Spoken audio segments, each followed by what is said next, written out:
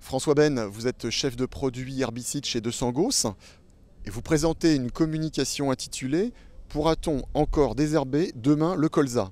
Alors c'est dramatique ça. Oui, on peut se poser la question, est-ce que c'est dramatique ou pas? Simplement, pourquoi cette question-là? On observe qu'au niveau du désherbage, de plus en plus de mauvaises herbes sont présentes dans les champs, des diversités importantes de mauvaises herbes, mais également des densités qui peuvent être très difficiles à gérer.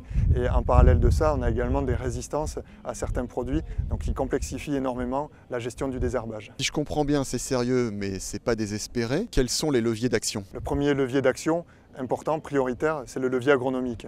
Il faut d'abord gérer le désherbage dans les rotations de cultures, donc essayer d'introduire des cultures de printemps pour casser le cycle des adventices.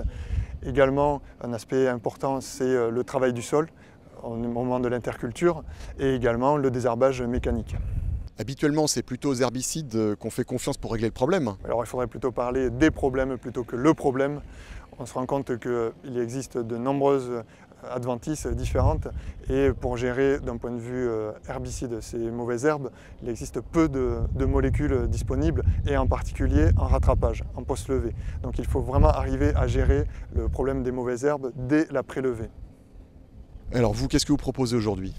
Alors sur ce désherbage de prélevée, comme il existe peu de molécules, on arrive avec une innovation qui s'appelle le successeur 600 à base de pétoxamide et qui vient renforcer la panoplie d'outils disponibles pour gérer les mauvaises herbes dès la prélevée du colza pour limiter la concurrence précoce des adventices. Alors, notre colza, on va pouvoir continuer à le désherber? La réponse est oui, mais il faut utiliser toutes les solutions disponibles pour arriver à désherber le colza.